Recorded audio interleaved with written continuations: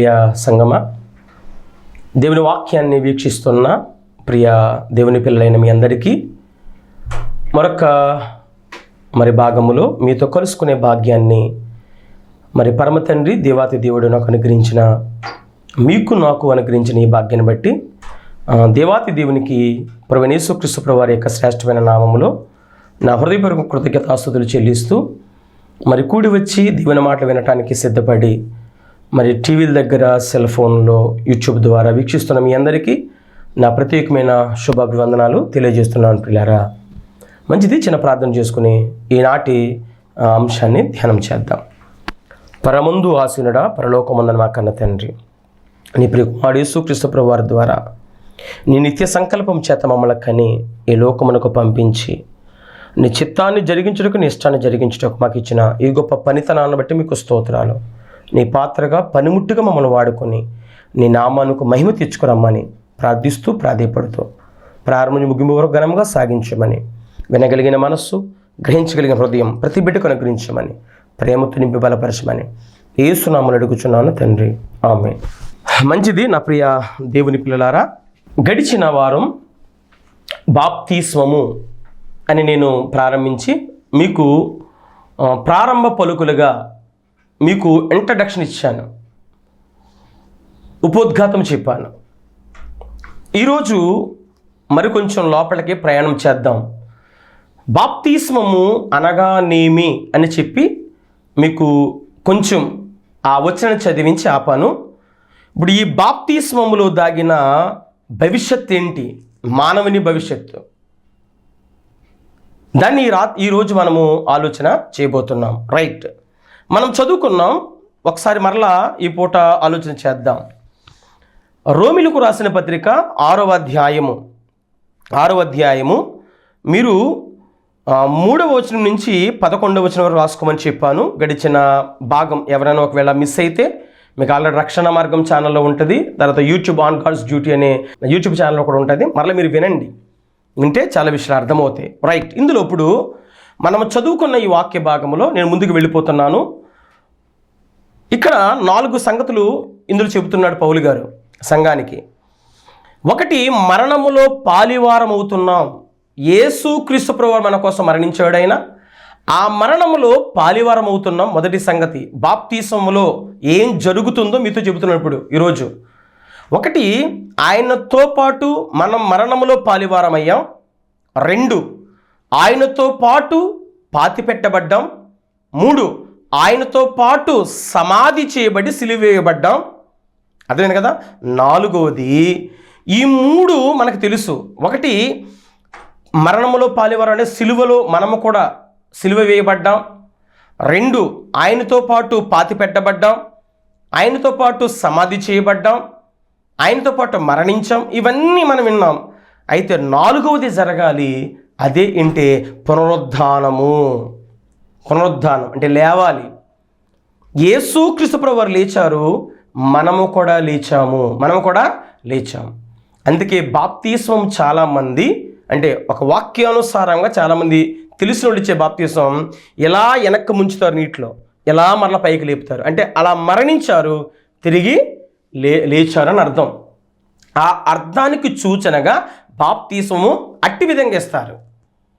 అర్థమైంది కదా. ముక్కు మూసుకొని చెప్పి వెనక్కలాగా పడుకోపెట్టడం వంచి మరల లేపుతారు. ఈ విషయం అర్థమైతే ఈ వచనాల్లో మనం చదువుకునే ఈ వాక్య భాగంలో మనకి అర్థమవుతున్న సంఘం, ఆయనతో పాటు సిలువేయబడ్డాం, ఆయనతో పాటు మరణించాం, ఆయనతో పాటు సమాధి చేయబడ్డాం, ఆయనతో పాటు తిరిగి లేచాము. ఇదే మాట రోమిలు. నేను ప్రతి దానికి మీకు రెఫరెన్స్ ఇస్తాను ఈ సబ్జెక్టులో. ప్రతి రెఫరెన్స్, ప్రతి ఆధారాన్ని పట్టుకొని మనం ప్రయాణం చేద్దాం, రుజువులతో వెళ్దాం. ఓకేనా. నాకు తోచిన మాట చెప్పడం కాదు, లేఖనానుసారంగా మనం వెళ్దాం. ఓకేనా. రైట్. కొలస్సీలకి కూడా పౌలు గారు ఇదే సంగతిని వాళ్ళకి బయలుపరుస్తున్నాడు. మాట్లాడుతూ కొలస్సీ సంఘంతో కూడా, ఈ కొలస్సీ సంఘంలో ఈ పత్రిక పంపిస్తున్నప్పుడు జాగ్రత్తగా విందాం. కొలస్సీలకు రాసిన పత్రిక 2వ అధ్యాయము 12వ వచనం. 2వ అధ్యాయం 12వ వచనం, మీరు బాప్తిస్మమందు ఆయనతో కూడా పాతి పెట్టబడిన వారే ఆయనను మృతుల నుండి లేపిన దేవుని ప్రభావమందు విశ్వసించుట ద్వారా ఆయనతో కూడా లేచితిరి. ఆయనతో కూడా ఏదైతే రోమా సంఘంతో చెప్తున్నాడో ఇది కొలస సంఘంతో కూడా అదే చెప్తున్నాడు పౌలు గారు. కాపీయే ఇదే ఎఫెసీయులకు అదే చెప్తాడు, అదే పిలిపి ఎక్కడ చెప్పినా అదే చెప్తాడండి. ఒకే విధంగా బోధిస్తాడు. అయితే ఏంటి మార్పు అంటే అక్కడ కొంచెం వివరం ఉంటుంది, మరొక ఇంకొంచెం వివరం ఉంటుంది. ఆ రెండు చోట్ల లేనమాట మరొక చోట దొరుకుతుంది. అలాగ సంపూర్ణమైన వాక్యం. కొంచెం అచ్చట కొంచెం ఇచ్చట సమస్తము గమనించాలి. ఒక ముక్క పట్టుకుని బయలుదేరకూడదు, దెబ్బతింటాం. బాగా ఆలోచన చేద్దాం. అపవాది నోట్లో మాంసం ముక్క అయిపోతావు, అది దెబ్బతింటామంటే అర్థం. నమిలి మింగి నిన్ను ఊసేస్తాడు ప్రియులారా, జాగ్రత్త మిత్రమా. రైట్. అంటే ఆయనతో లేచితిమి, ఆయనతో పాతిపెట్టడం లేచాము. దీన్ని ఏమంటారంటే నూతన జన్మ అంటారండి. నూతన జన్మ, నూతన జీవం పొందుకో. నూతన జన్మ పొందిన మనం బాప్తీసంలో ఎంత జరుగుతుందో మనకు తెలియాలండి. ఏదో మునుగొచ్చేస్తాం కాదండి, పాస్టర్ గారు మనం ముంచేస్తాడు వచ్చేసామంటే కాదండి. అందులో ఎంత క్రమం జరుగుతుంది. అదే మీకు అందుకే చెప్పాను, బాప్తీసం తగిన భవిష్యత్తు ఏంటి, రహస్యం ఏంటి, అసలు ఏం జరుగుతుంది, ఏం జరగబోతుంది, ఏం జరిగింది అన్న సంగతులను కూడా మీకు సవివరంగా నేను వివరిస్తున్నాను ప్రియులారా. దీనినే పునర్జన్మ అంటారండి, కొత్తగా జన్మించిన దానినే. ఇక జీవితం అనేది ఎలా ఉండాలంటే క్రీస్తు వలె ఉండాలి, క్రీస్తుతో పాటు ఉండాలి, క్రీస్తుని మరిపించాలి. అదేందా? అంటే మనల్ని చూస్తే ఎవరు కనపడాలంటే యేసు క్రీస్తు ప్రభు వారి యొక్క స్వభావ లక్షణాలు, గుణగణాలు కనబడాలి. అది జరుగుతుంది బాప్తీసంలో, అది జరగాలి బాప్తీసంలో. నువ్వు నిజంగా బాప్తీసం పొందితే. పాపములో చచ్చిపోయిన వారు మనం, పాపములో పాతిపెట్టబడిన వారు మనం. ఇక మీదట ఎప్పుడు కూడా పాపము చేయకూడదు, పాపము చేయకూడదు. అంటే దేవుడు మనల్ని ఎప్పుడు చూసినా మనలో ఏ స్వరూపం కనపడాలంటే బాప్తీసు పొందిన మనలో దెయ్యం స్వరూపం పోవాలి, ఆత్మీయ స్వరూపం అనగా యేసుక్రీస్తు స్వరూపం మనలో కనబడాలి. స్వరూపం అంటే పోలికగా ఇది కాదు, పై రూపం కాదు, స్వభావ లక్షణాలు గుణగణాలు కనబడాలి. మాట విధానం, ప్రవర్తించే ప్రవర్తన, ఇది బాప్తిసంలో జరుగుతున్నది. ఇదే బాప్తిసం అంటే అర్థం ప్రియులారా. క్రీస్తుల్లో ఎక్కువలైపోయాం, క్రీస్తుల్లో మనం ఉన్నాం ప్రియులారా. అంటే క్రీస్తు శరీరములోనికి వెళ్ళిపోయాం, క్రీస్తు శరీరములో ఒక అవయవంగా మారిపోయాం. ఇదండి. అందుకే ఇప్పుడు మనల్ని ఎవరిలో చూస్తున్నాడంటే యేసుక్రీస్తులోనే చూస్తున్నాడు.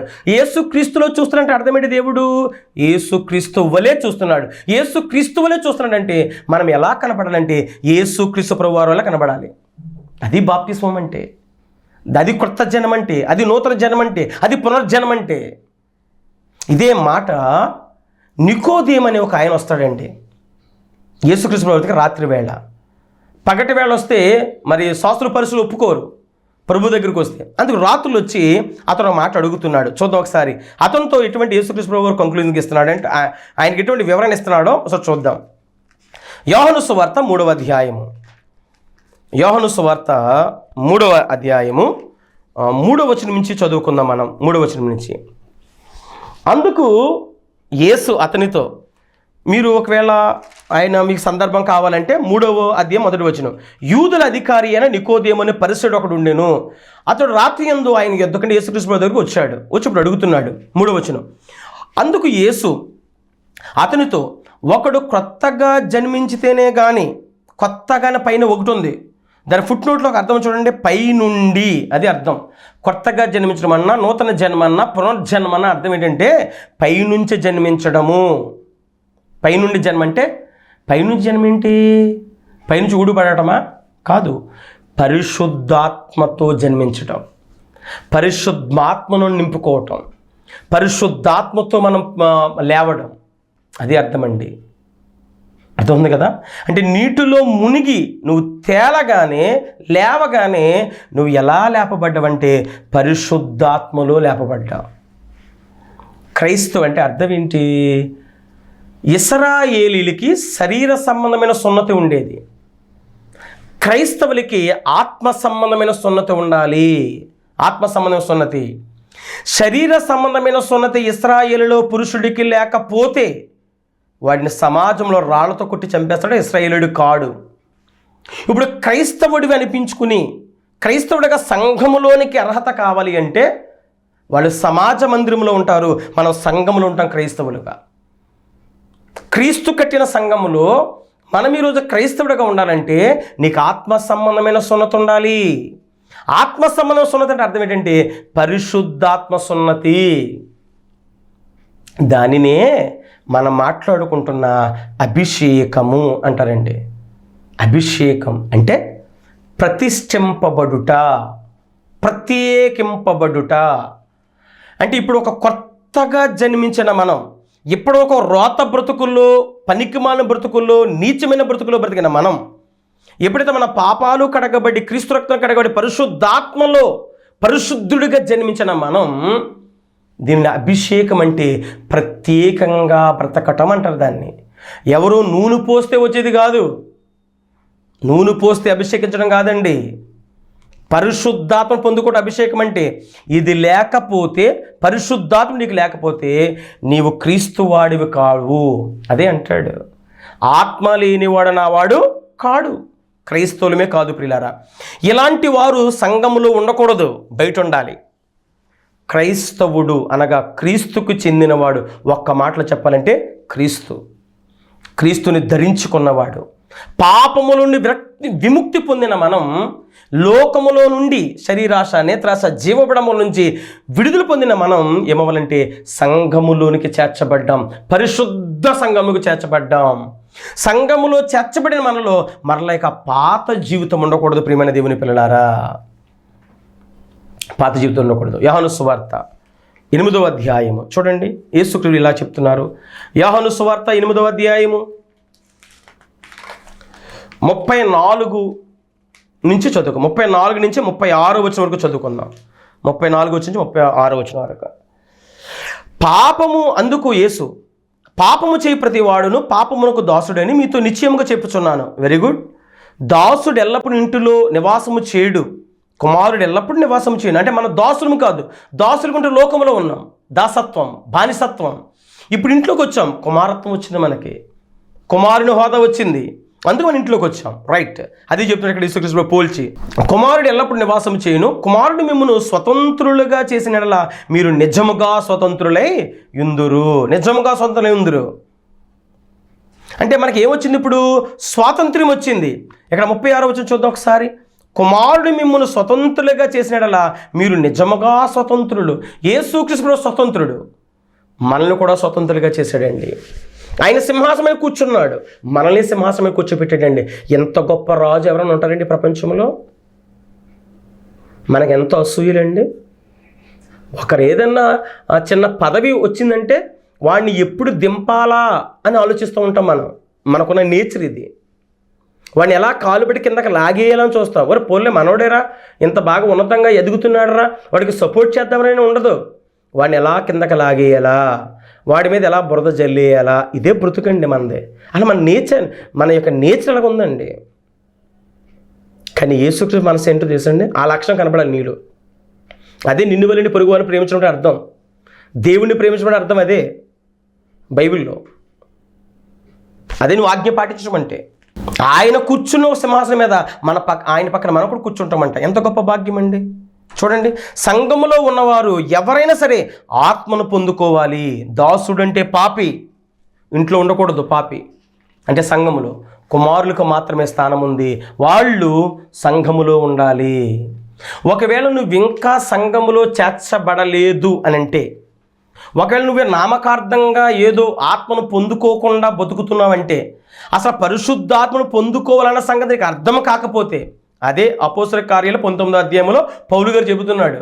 అబ్బాయిలు, మీరు బాప్తిసం పొందినప్పుడు మారు మనసు మీద పొందారా కరెక్టే, మీరు అభిషేకం పొందారా, పరిశుద్ధాత్మ పొందారంటే అసలు పరిశుద్ధాత్మ అన్న సంగతి మాకు తెలియదు అన్నారు వాళ్ళు. అందుకు వాళ్ళు తప్పు అన్నాడు పౌలు గారు. ఇది అర్థమైందా? ఇప్పుడు ఇదే కంక్లూజింగ్ టు యోహాను గారు చెప్పింది, పౌలు గారు చెప్పిన రెండింటిని కలిపి పేతురు గారు 2వ అధ్యాయం చెప్పాడు. అయితే అపోస్తల గారు 2వ అధ్యాయంలో మీరు మారు మనసు పొంది బాప్తిస్మం, మీరు మారు మనసు పొంది పాపక్షమాపణ బాప్తిస్మం పొందండి, అప్పుడు పరిశుద్ధాత్మ వరం పొందుతారు. ఆయన కంక్లూజన్ ఇచ్చాడు. మాకు అర్థమైంది కదా. అంటే బాప్తిస్మం ఏం పొందుకున్నా అంటే అభిషేకం పొందుకున్నా, మళ్ళీ కొత్తగా వేరే అభిషేకం పొందాల్సిన అవసరం ఏమీ లేదు.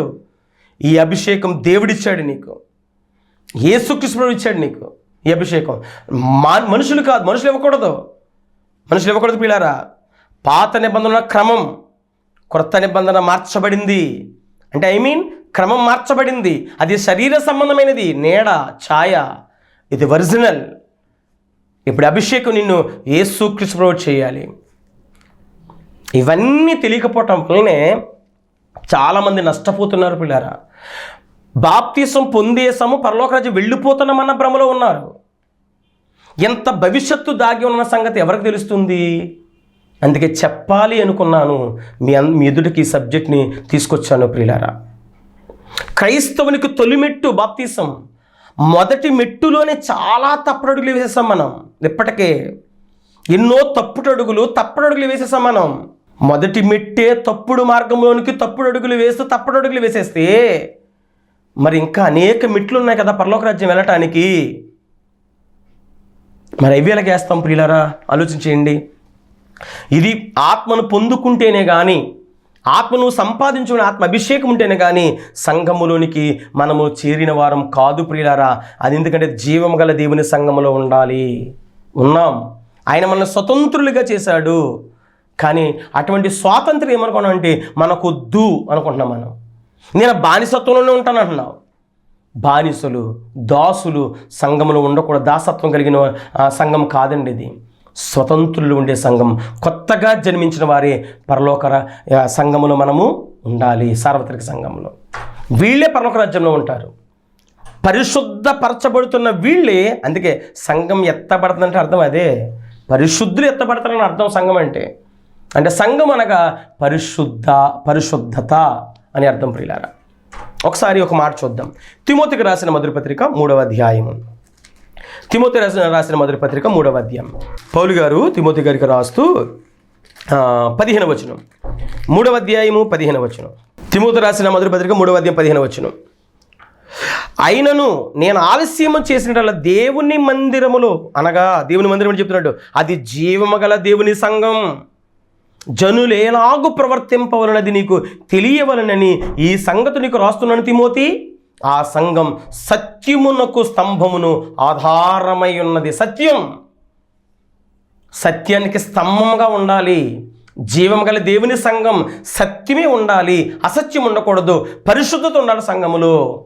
కానీ ఈరోజు సంఘములో అలా ఎంతమంది అండి బాప్తిసం పొందనివారు, రక్షణ లేనివారండి, అలా బాప్తిసం అంటే ఎరగని వారండి.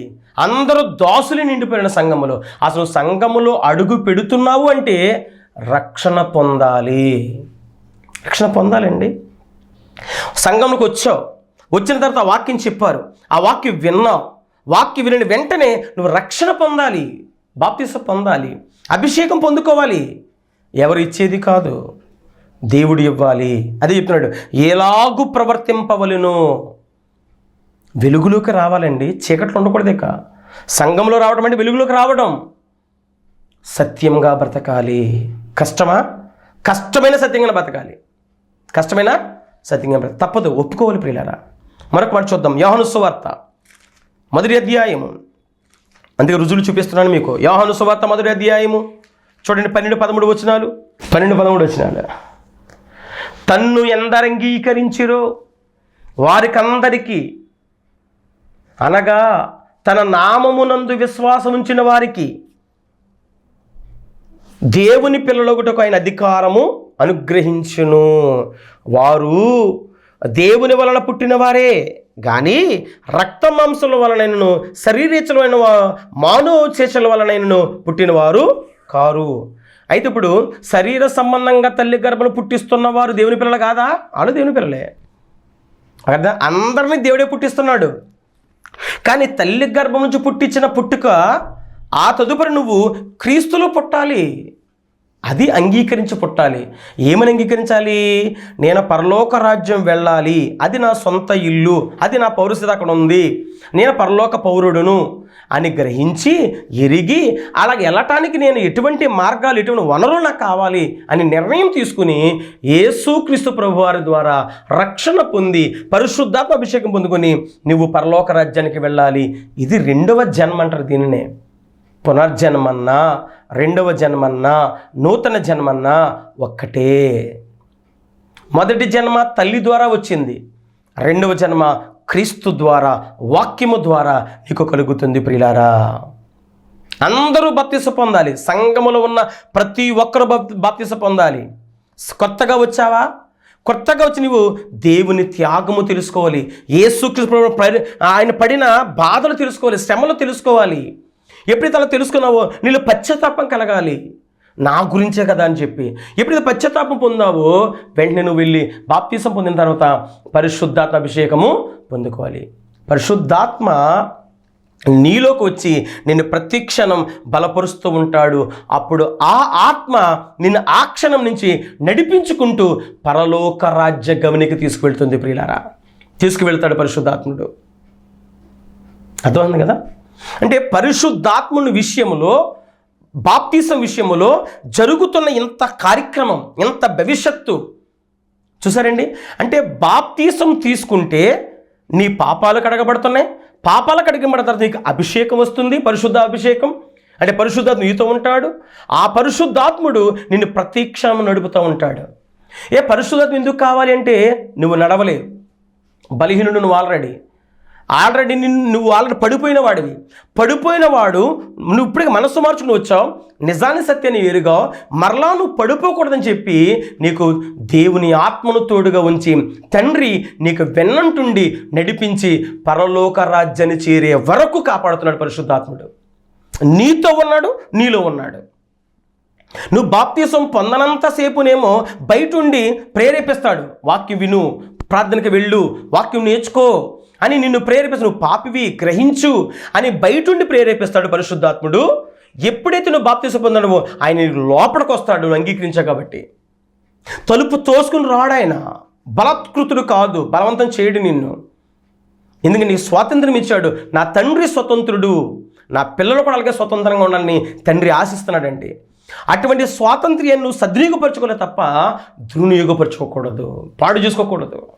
ఆ స్వాతంత్ర్యాన్ని నువ్వు దీన్ని దుర్వినియోగపరచుకోకూడదు. సిగరెట్ తాగడానికి స్వాతంత్రం మనకు ఉంది, మందు కొట్టడానికి స్వాతంత్రం మనకు ఉంది. కానీ ఉంద కదా అని నువ్వు ఈ స్వాతంత్ర్యాన్ని చెడ్డతనంగా వాడకూడదు, ప్రయోజనకరంగా వాడాలి. మన స్టాండర్డ్లో మనం అర్థం చేసుకోవాల్సిన సంగతులు ఇవన్నీ కూడా తెలుసుకోవాల్సిన సంగతులు. బాప్తిస్మం అంటే ఆ బాప్తిసంలో ఎంత జరుగుతుంది. నువ్వు సమాధి చేయబడుతున్నావు, తిరిగి లేపబడుతున్నావు, మా సిలువ వేయబడ్డావు, పునరుద్ధానుడు అయ్యావు, పునర్జన్మ వచ్చింది, నూతన జన్మ వచ్చింది, పరిశుద్ధ అభిషేకం వచ్చింది, పరలోక రాజ్యములో గొప్ప స్థితి నీకు కలిగింది. అటువంటి భవిష్యత్తుని ఈరోజు ఎరగక ఏదో మునుగాం, ఏదో వచ్చామనుకుంటే దానివల్ల నీకు ప్రయోజనమేది, ఉపయోగమేది? ఎవరు అంగీకరణ రక్త మాంసములతో పుట్టిన వారు కారు అన్నాడు కదా. అంటే తల్లి తండ్రి కలయికతో పుట్టడం అది మొదటి జన్మ. రెండవది ఎటువంటి జన్మ అంటే పరలోకము నుంచి పుట్టాలి, పరలోకం నుంచి పుట్టాలి. అందుకే కొరింథీయులకు ఒక మాట రాస్తాడు పౌలు గారు. చూడండి ఎంత బాగా రాస్తాడు. అసలు నిజంగా పత్రికలు చదివితే చాలా ఆశ్చర్యం వేస్తుందండి. 15వ అధ్యాయము, కొరింథీయులకు రాసిన మొదటి పత్రిక 15వ అధ్యాయము 50వ వచనం చూడండి. అక్కడ సహోదరులారా, నేను చెప్పినది ఏమనగా రక్త మాంసములు దేవుని రాజ్యమును స్వతంత్రించుకొననేరవు. క్షయత అంటే మన ఈ శరీరం క్షయమైపోతుంది, క్షయత అక్షయతను స్వతంత్రించుకొనదు. ఎప్పుడు ఒక పాడైపోతున్నది ఒక మంచిదాన్ని ధరించుకోలేదు, స్వతంత్రించుకోలేదు. అదే చెప్తున్నాడు. రక్త మాంసములు అంటే ఈ లోక సంబంధమైన క్షయత, క్షీణించిపోయేది. ఇది పరలోక రాజ్యం అక్షయమైనది, దాన్ని సంపాదించుకోవడం కుదరదు ఈ రక్త మాంసాలతో. పరిశుద్ధతే, పాపమే. రెండు కలపలను చూడకూడదు. మంచి పిండిలో పులిసిన పిండి కొంచెం ఉంటే మొత్తం పిండి అంతే పాడైపోతుంది. పాత తిత్తుల్లో కొత్త ద్రాక్షరసం పోస్తే తిత్తు పగిలిపోతుంది. పాత ద్రాక్షరసంలో కొత్తదే పోస్తే పడిపోతుంది ఏదైనా సరే. మనకి తెలుసు కదా, మన ఇంట్లో కూడా మన కుటుంబాల్లో కూడా. కాబట్టి ఆయన అంగీకరించిన వారు అనగా రక్త మాంసాల శరీర సంబంధం ఉన్న మేము ఆత్మ సంబంధమని, పరలోక రాజ్యం మా లోకమని ఎప్పుడైతే ఎరిగావో, తీసుకున్న నిర్ణయం, అప్పుడు వెంటనే నువ్వు ఆత్మ సంబంధంగా పుట్టాలి, బాప్తిసం పొందాలి. బాప్తిసం పొందితేనే పరలోక రాజ్యం అర్హత. ఆ సంఘములో కూర్చోలో బాప్తిసం కావాలి నీకు. నువ్వు దశమ భాగం ఇచ్చినంత మాత్రాన, కానుకలు ఇచ్చినంత మాత్రాన, పొట్లకాయ, ఆనపకాయలు, గోడుగుడ్లు తీసుకొచ్చిన మాత్రాన పరలోక రాజ్యం వెళ్ళిపో. పొద్దున్నే ఫస్ట్ నువ్వే వచ్చినా వెళ్ళవు, పరలోక రాజ్యం వెళ్ళవు. మొట్టమొదటి నువ్వే వచ్చావు, పాటలు నువ్వే పాడుతున్నావు, నువ్వే ఒక వాయిద్యాలు వాయిస్తావు, నువ్వన్నీ సమకూరుస్తున్నావు. కానీ నీలో బాప్తిసం లేకపోతే ఇవన్నీ వృధా.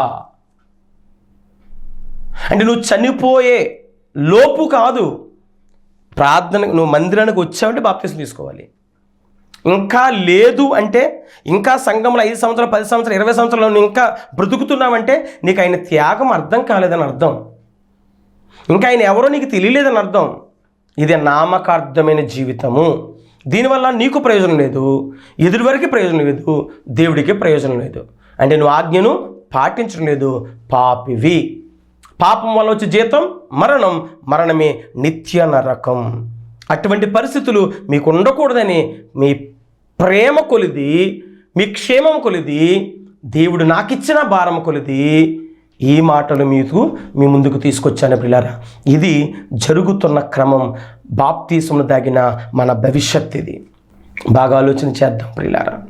ఇది బాప్తిసంలో దాగిన భవిష్యత్తు. మిగతా సంగతులు వచ్చే వారం ధ్యానం చేద్దాం. ప్రార్థన చేసుకుందాం. తల వంచిన కళ్ళు మూయండి. మహాపరిశుద్ధుల కన్న తండ్రి, మీ ఉన్నత నామానికి స్తోత్రాలు. నీ సంపూర్ణ కృపా కాపుదల మాకు అనుగ్రహించి ఇప్పటి వరకు బాప్తిసంలో దాగిన భవిష్యత్తు, మా భవిష్యత్తు ఏంటో, ఏం జరుగుతుందో, ఏం జరిగిందో, ఏం జరగబోతుందో మేము విన్నాం.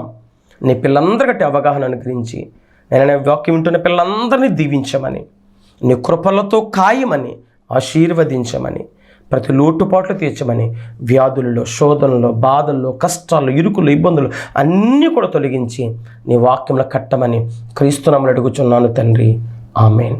మన తండ్రి అయిన దేవుని ప్రేమ, కుమారుడి యేసుక్రీస్తు కృప, పరిశుద్ధాత్మక అన్యుని సహవాస సమాధానం ఇప్పుడు ఎల్లప్పుడు సదాకాలం తోడుగుండును గాక. Amen. Thank you. God bless you.